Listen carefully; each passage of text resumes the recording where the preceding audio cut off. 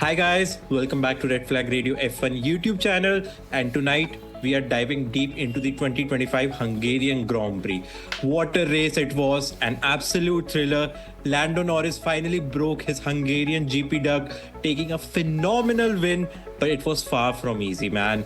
We are going to break down what we learned from this absolute thriller, so buckle up, grab your favorite beverage, and let's get into it. McLaren, man, the kings of Formula One at this moment right now, man. It's another 1-2, and they didn't start it from pole, man. But it was a very complicated 1-2, to be honest, especially what happened in last two laps. What are your views about this race? And congrats to Lando Norris. See, the thing is, I always look very smug when you're doing the intro, but then I deserve that because there could be an asteroid strike on the track and Lando and Oscar would still find a way to be 1-2. But yeah, dude, I am very glad that Lando closed the gap. I said this during Spa as well, that I want them to be close going into the summer break because that's what adds the spice to this whole championship battle. But yeah, dude, at the start he drops all the way to 5th. He does get a good getaway at the very beginning when the lights go out, but then I don't know whether it was nerves or whether it was missing a gear or whatever the problem was. He drops to 5th, nails the one-stop strategy, manages his tires well, absolutely completely shuts the door on any attempt Oscar made during the last 5 laps, which were Oscar's only realistic chance. Lap 69, he did almost take out both of them, Oscar did. And in the cooldown room, the snake also said that, why didn't you just T-bone Lando? Wouldn't that be nice, asshole?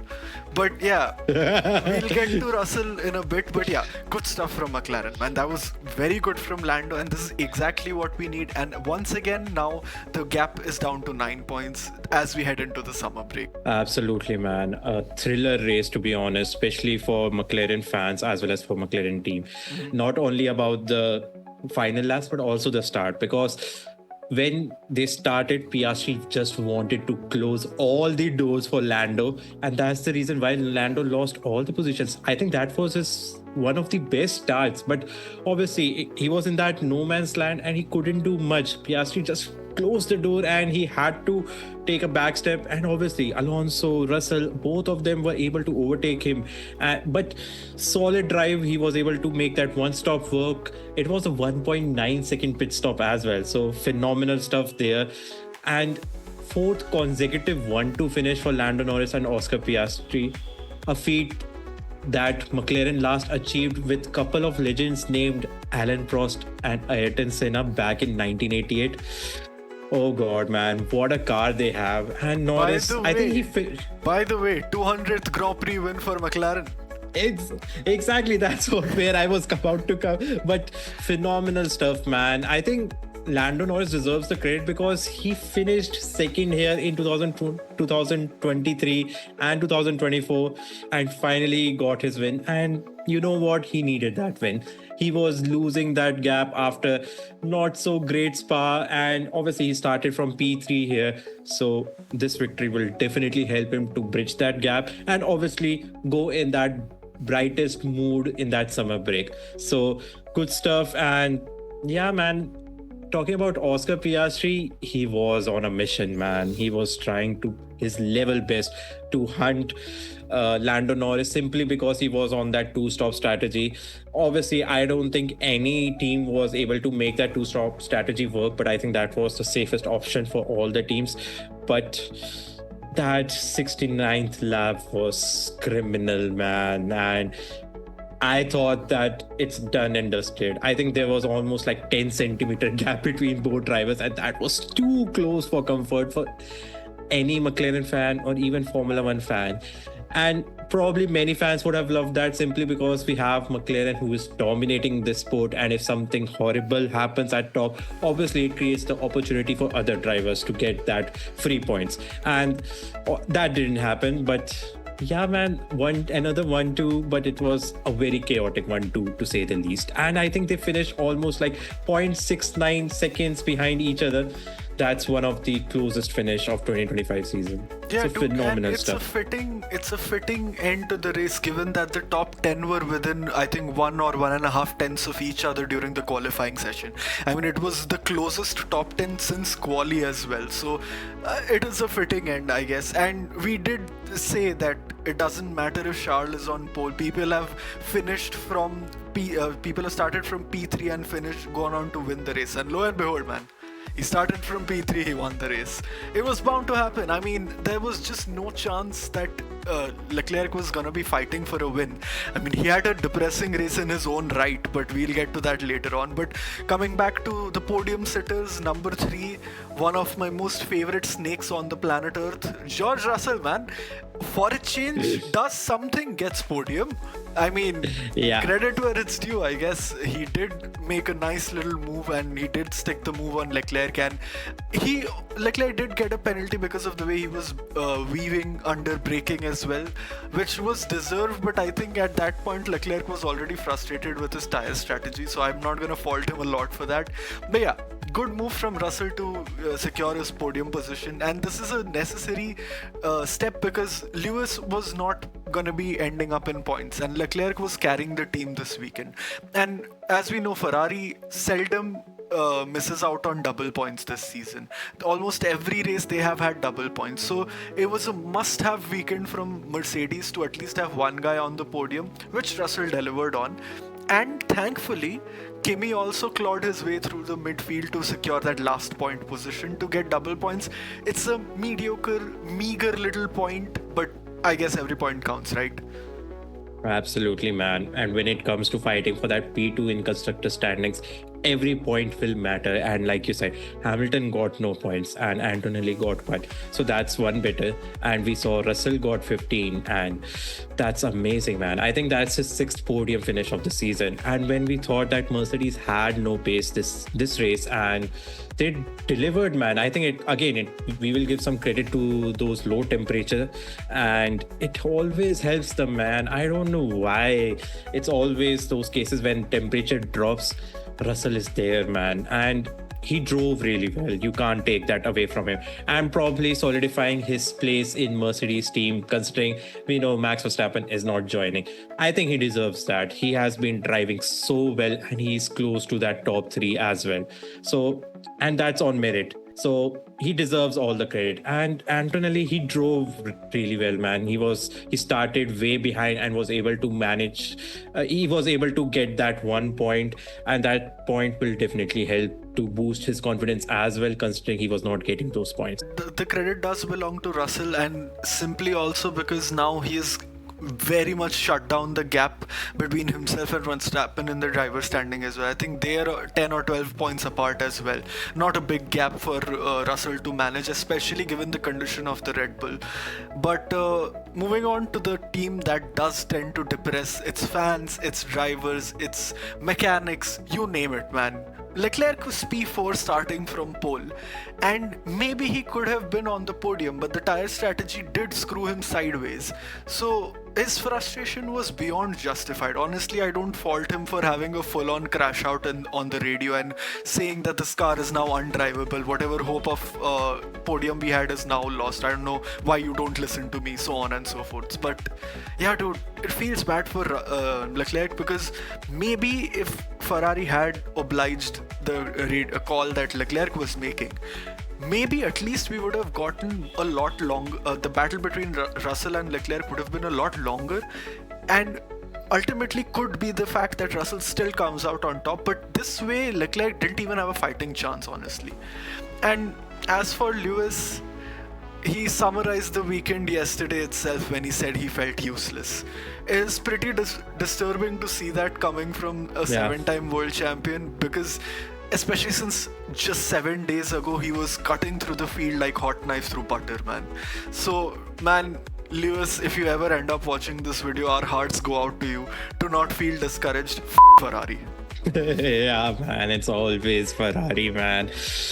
I don't know, man. Where do I even start here, man? In all honesty, I feel Charles Leclerc, or I should say Ferrari, gave away that win. the only way to win that race was one-stop strategy. And probably I'm saying this because we are here after the race. But Charles Leclerc was not happy. And I think that frustration is fully justified at this moment because there is no favor for him. I think Leclerc now has a very weird record that he has won one of his last 16 starts from pole. I'm not saying that it's always a Ferrari's fault, but that's a shocking stat to have, man. And one race which he won, it was Monaco 2024. Yeah. Is that a pole position curse or something like that?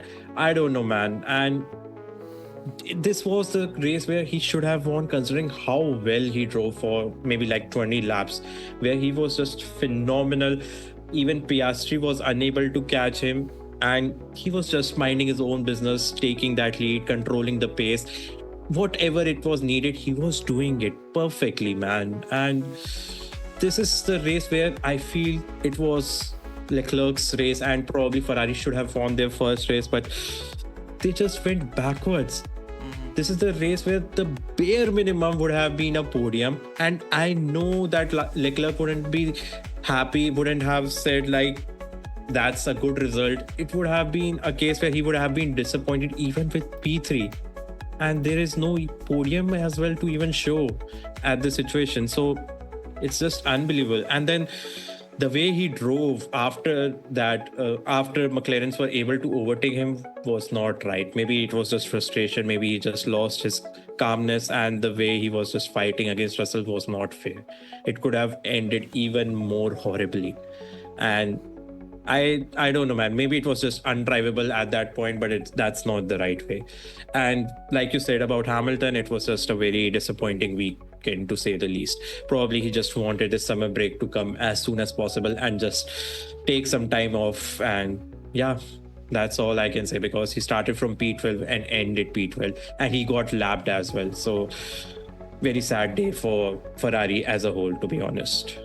Rightly captured, man. 16 reasons for driver number 16 to be depressed, I suppose. But let's go to driver number 14. There's a lot of reasons for celebration there, because double points for Aston Martin, 5th and 7th if I'm not mistaken. This was pretty much the weekend to get it. I mean, the performance showed from the quali sessions itself. And man, Alonso drove like a beast. I mean, the people who passed him, but those people were Russell and McLaren.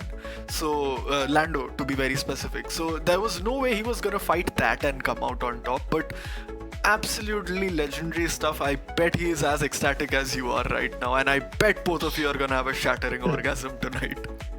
Yeah, man. It will be a long night for me, but phenomenal stuff, man. I mean, this is the best result of 2025 season so far, man. P5 and P7, phenomenal. And happy 44th birthday, Fernando Alonso, man. What a legend, man.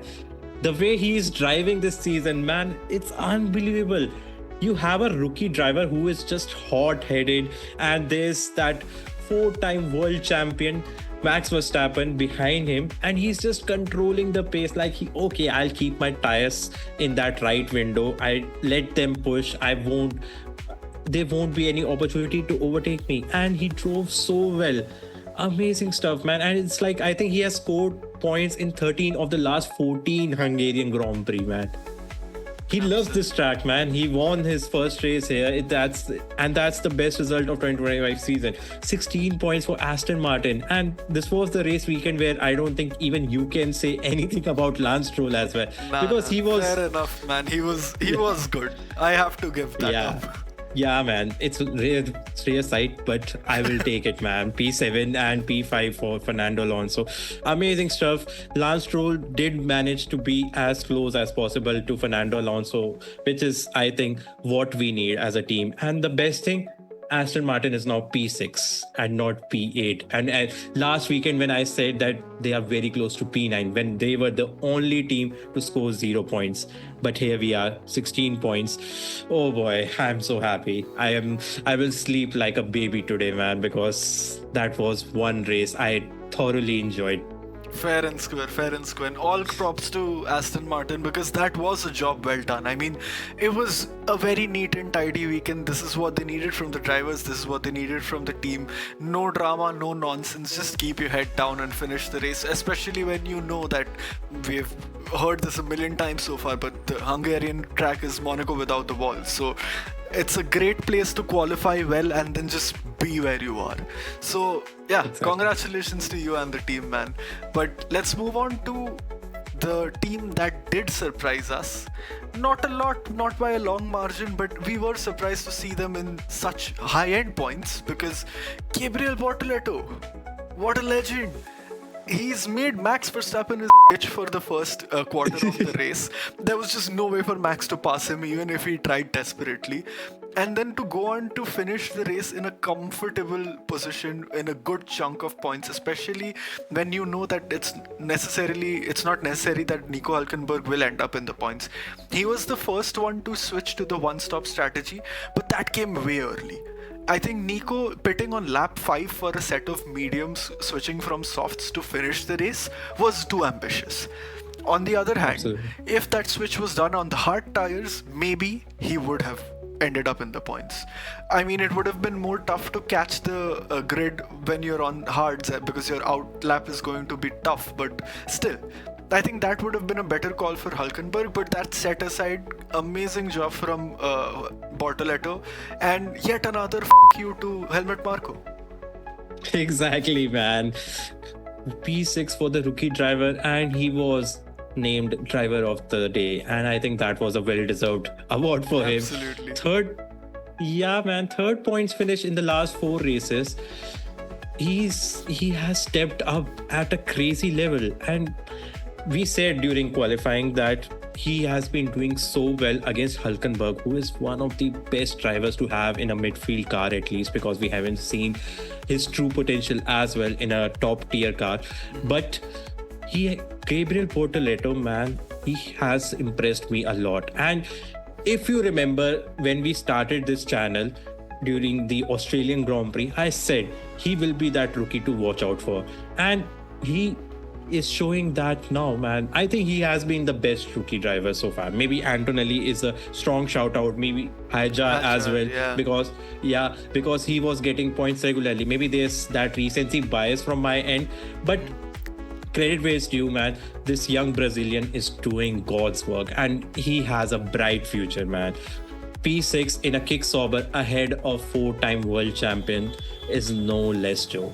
Ahead of It's not a a 7-time world champion as well. I mean, he was ahead of 11 championships at this race. Yeah, and I think this was the 6th race out of the 14 that we've seen so far. That 6 races in a row Sauber has found points. So phenomenal stuff. the best comeback from a backmarker team, and I guess we can't even call them a backmarker anymore because they're regularly finishing in the points. But man, what a crazy upgrade lineup Sauber has developed. I don't know who they've got working for them, but man, Absolutely, man. They will be enjoying this summer break and will be pleased with the way things are going so far. And yeah, man, I have to give credit to the team because they are definitely going in that right direction, and I'm really excited to see what they will do when this team will turn into Audi. And probably they should retain these 2 drivers because they are doing an amazing job. If Bortoleto struggles in one of those races, Hülkenberg is there to finish the job, and other way around also works in that case. So phenomenal stuff. And yeah, man, definitely Williams must be thinking that P5 is not safe, and probably Kick Sauber can be that team to displace them from that P5. Absolutely. And to be fair, Williams also did have a horrible weekend this time around. 13th and 14th or 14th and 15th, some garbage statistic like that. I don't remember because honestly not worth remembering. But yeah, I guess for the past 4 races, you have been saying it's a weekend to forget for Williams. And I think this is increasingly shaping up to be a season to forget for Williams, especially since they were supposed to be the promised prodigal son that returns to the lead of the midfield. But yeah, it is a little bit depressing, honestly. And I don't know, man. it feels like neither driver is able to find comfort in that car, because Sainz, of course, is new to the team, so we can give him a free pass. Even though he is a very talented and experienced driver, we may give him a free pass that this is the season before the big regs changes and he's just got to know the car, so let him have that. But Albon is also seeming increasingly lackluster, and to be honest, it feels like Williams has adopted the Aston Martin curse, where with every upgrade package throughout this season, their car has just tanked its performance more and more. Yeah, man. In all honesty, I expected Williams to perform horribly here because this track doesn't suit their configuration. Anytime it's a low speed corners, Williams is not there. And probably we will see the similar situation in Dutch Grand Prix as well, because that's a high downforce track and that doesn't suit their car. So yeah, I think they finished P14 and P15, not relevant. And it was that one weekend which they had to forget. But they were just, I think they were lost in that midfield scramble and there was nothing they could have done, because obviously they didn't qualify well. They were just trying different things, but none of those things were able to bring them into those points, and that was the harsh reality. And probably there's not much they could have done. It was just that one weekend where they can just sit down and just say that probably we'll come back stronger next time, even though they had a much better weekend in Spa. But yeah, this was the story for Hungarian Grand Prix, and probably Williams can look for some better upgrades, maybe for Monza, when that track will probably suit them better. Yeah, and that being said, there are not a lot of tracks remaining. To be fair, there is an even split more or less, because Baku could be good for them, Monza, as you said, could be good for them, but you cannot rely on just the track favoring you or not. And that's an obtuse statement, I acknowledge that. It's not necessary that every team will be good at every track. Not everyone can be McLaren, not everyone can be Red Bull or Mercedes historically. But yeah, that's a great segue to move on to Red Bull, because oh boy, what a dog weekend for them. I mean, Max tried his best at the beginning of the race to make some moves, and he did make some moves, but I guess when you finish behind Lawson and Bortoleto, it's just gotta hurt, man. I mean, Lawson was your teammate for 2 races and he didn't do shit, and now he's not your teammate and you're not doing shit. The car just shows, man. The car's performance just shows. And the thing is, Max is an incredibly talented driver. I love taking the piss on him, but I'm not going to take any pleasure in talking him when he doesn't deserve it. So he is incredibly talented, but if he can't track that navy blue tractor at least in the top 5 or top 6 even, that's just ample proof that the car is horrible. And therefore, I don't have a lot to say about Yuki Tsunoda as well. I mean, he started from the pit lane, for Christ's sakes. He had a power unit switch, that's why he started from the pit lane, but it's not like he had qualified on the pole or anything. So yeah, another weekend where Red Bull just lost a bunch of points, and that enabled Russell to in fact catch up to Verstappen, because Verstappen was nowhere. What was he, 8th or 9th or something like that? Again, another driver whose points I didn't bother to remember, but yeah. Oh, how the mighty have fallen, man. He was P9. He was 1 minute and 12 seconds behind the race winner. That's gotta hurt, man. He hasn't finished on podium at the last 4 Grand Prix. That's fine, Yeah, not finishing on the podium in the last 4 Grand Prix is still a fact I can digest. But being Max Verstappen. Yeah, but being almost a lap down is a much more horrible statistic from his perspective, because I think Kimi Antonelli was 10th and he did finish a lap down. Yeah, man. Max Verstappen was the next driver in that case. And yeah, man, it was just a miserable day to say the least. And qualifying did show us that this would be that race. Even after practice sessions, when we said that he finished P14, we knew it will be a tough day. Probably they will make some setup changes to make it better. And I think it is a better side, but the maximum, I don't think it was a maximum case. It was just a case where the strategy gamble also didn't work. that two-stop strategy was not the right one. And even Max Verstappen acknowledged that it was a really terrible idea because he had to fight for that P9 as well. He made some amazing moves in on that turn 4, man. Some were out of the shape, man. I was not expecting that to happen, and he did make those moves. So when he had that confidence, when he had that opportunity, he took it. But he was unable to overtake Liam Lawson. That was a very, I don't know, very weird sight and very surprising thing to watch, considering Liam Lawson didn't get his chance in Red Bull when he was just kicked out from that team after 2 races. And now Liam Lawson is the one who was able to stop Max Verstappen. Yeah, man, that's a big statement right there. That's what headlines you want. 2 to Helmut Marko. Exactly, man.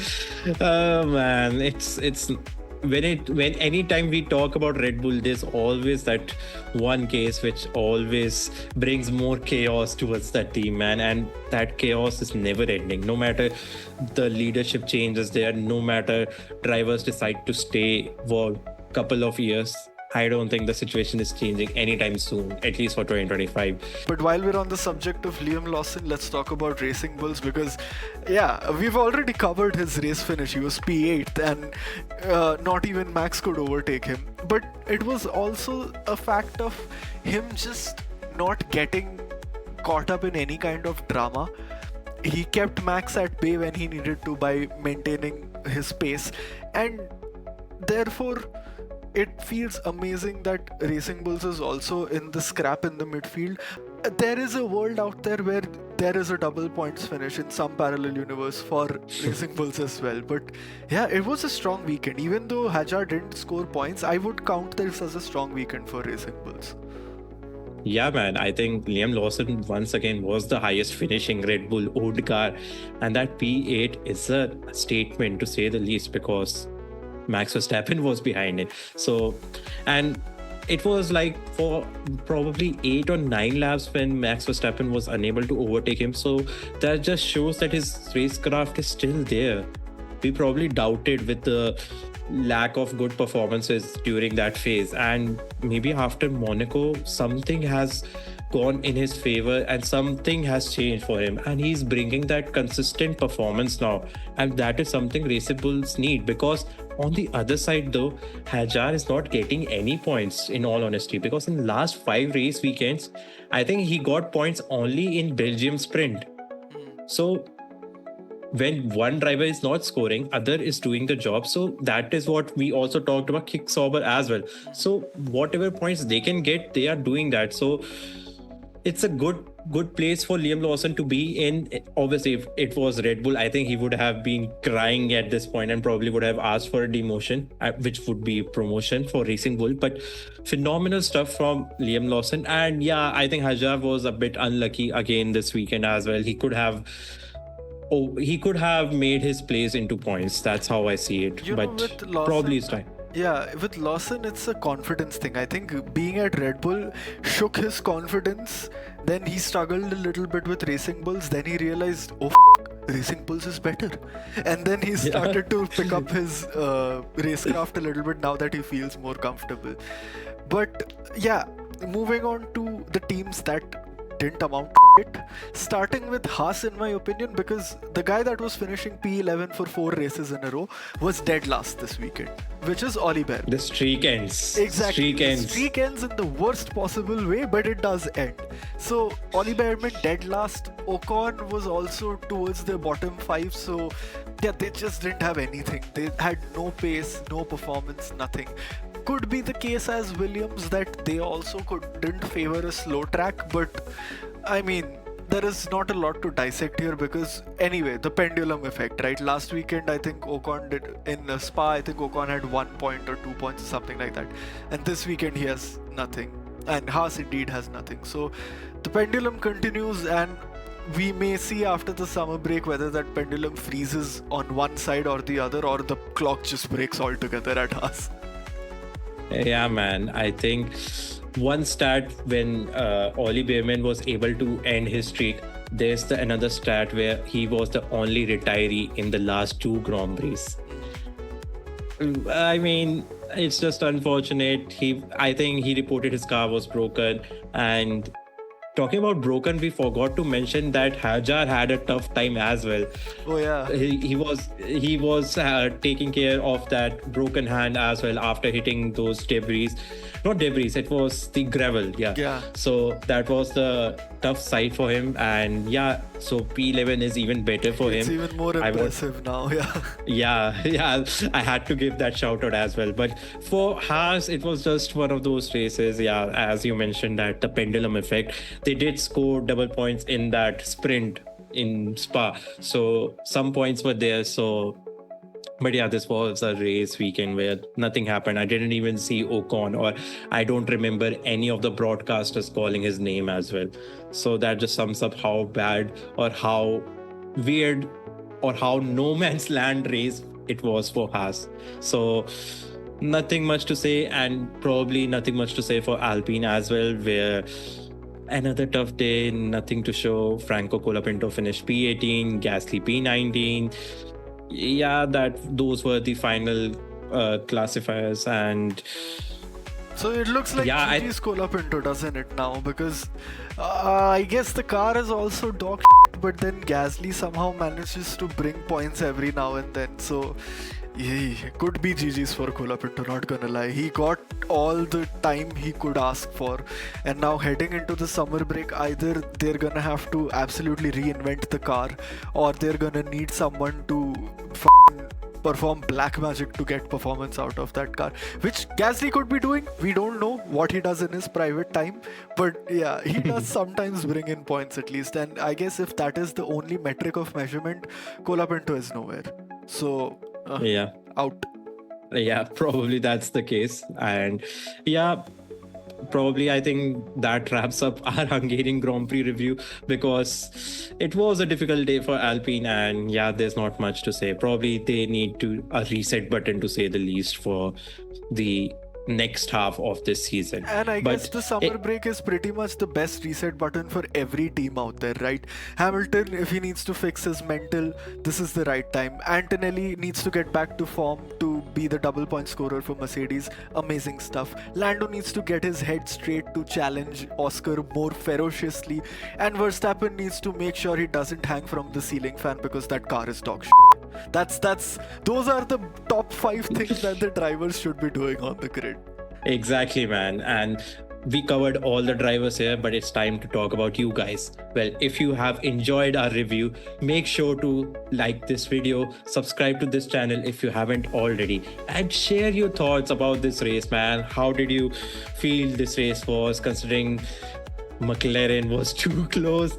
We got some crazy drama, and yeah, I enjoyed, to be honest, man. This was a good race as a neutral or as an Aston Martin fan. But when the drama hits, we are waving the red flag. We'll catch you next time. Goodbye.